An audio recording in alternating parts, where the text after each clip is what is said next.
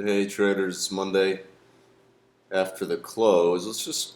I want to go over some of the longer term cycles. Today was kind of a slow Monday, um, the last Monday in August, so we'll see if the market starts to move in front of September.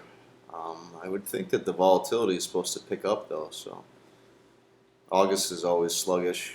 Um, so we'll see, but I want to look at some of the longer term cycles.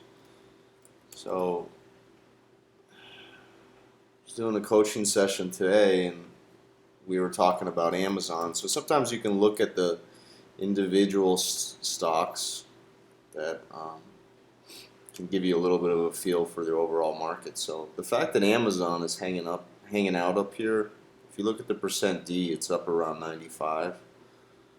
So to me, this cycle is just begging to roll over. Um, so the probability is that it does. Now, whether it cycles all the way back to the lows, I mean, there's no really way to tell that. But it's certainly possible.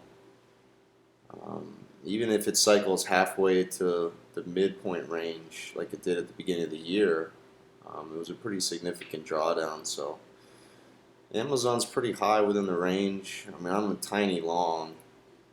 We're supposed to be really aggressive here, and now, I mean, it's pretty well extended. So you can also play a small short. It's just one of the strongest trends or one of the strongest companies out there. So I'm not really crazy about shorting the best companies. But the point is, so that was the high cycle on the monthly level on Amazon.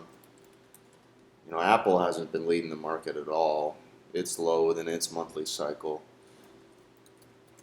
Google still in an uptrend as far as the cycle goes there. Um, I mean, a lot of these names aren't really leading. Tech is not really leading.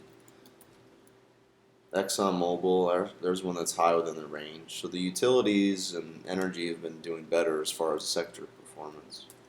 If we look at XLU, okay, that's rolled over. Um, I'm still trading a core long there, but I'm just wanting to share with you where we're at in these cycles in the general market. So I think that's meaningful, right? Utilities rolled over, financials, all right, possibly ready to cycle out. Um, it still hasn't crossed.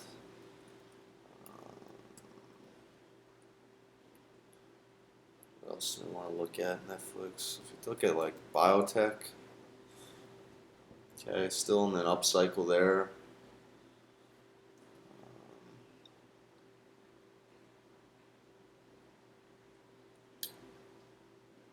I think what else here?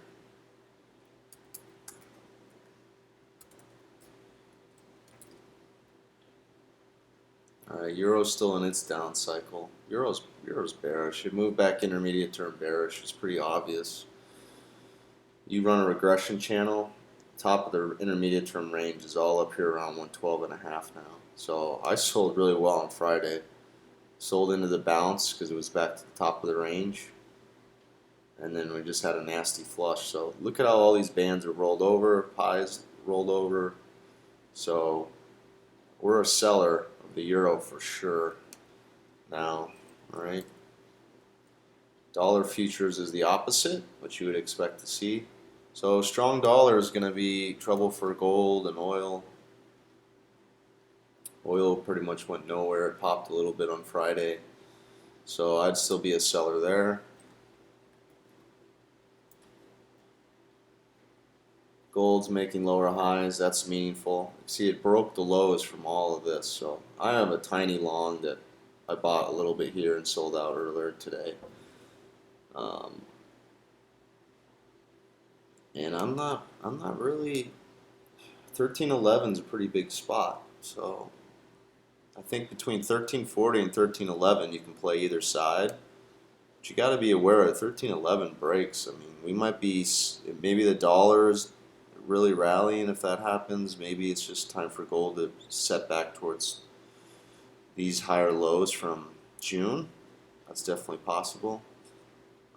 But you can see the band structure is rolled negative here. So this 1311 area is pretty major. But that's two ways to play it. Be a seller, 1335, 1340, all in this area. Alright, or you can maybe try to buy a few at 1311. What you got to see on the weekly closing basis, 1311 is going to be key. Major, major, major. Long bonds, really just milked long bonds on Friday. I sold into this high. I bought a little bit on the way back down because they sold well. And I came in this morning, bought more. We had nice gains there today. With the bond, it's the same thing kind of as gold. It's under a little bit of pressure where we had the futures contract roll, so it just distorts this chart a little bit. But I'm going to do some work on the yield chart. I'm not really in a huge rush to buy them here. I mean, this whole area needs to hold, or long bond can drop more also. So let's just see. We'll let price kind of tell us what it wants to do. So in stocks, go back to the monthly cycle. This is kind of similar to Amazon, right? It just seems pretty high within the range here. So I'm fine with being a little short. I am. Sold some today. And I like the fact that this downtrend is in place now. This was the double top highs, 2191. This is 2 standard deviation regression channel. So I'm going to lean a little bit short. My risk is above this high. I was offering 2183, didn't get filled. I might move that up to 2186 overnight, and a stop above. I'll probably stop on. I'll put a buy stop in maybe 2188 or so. I'll stop on half above here, the other half above there. I mean, these are obvious points where this market probably wants to run the stops, but anyway, that's at least bearish again. That's starting to roll over. The daily cycle is pretty low, so that's really not helping us that much. But remember, this is longer term, so the longer term, the weeklies diverged first. The monthly is pretty high within the range. So we can just trade it around. Don't get crazy about being short up here. I mean, it just hasn't been easy to short S&Ps. This is, you can see this uptrend's really been in place. This V bottom low was nasty, but this wave structure is all bullish, so it's not exactly a bear market to be shorting. And then the VIX is rolling up higher also, so markets are trying to tell us that they're wanting to change direction a little bit here.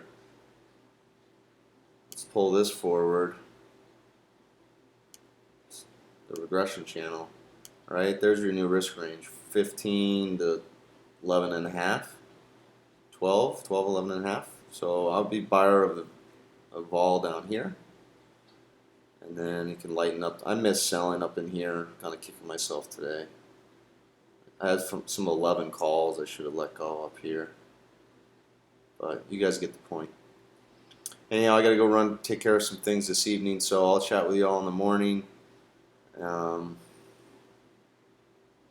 then, it should be I've got jobs data this week, so we'll see what kind of Fed stirred some things up Friday. I don't know, if we get a bomb of a jobs report Friday, I mean, I think the market's pretty vulnerable. So, I don't know, we'll see. All right, guys, I'll talk to you in the morning.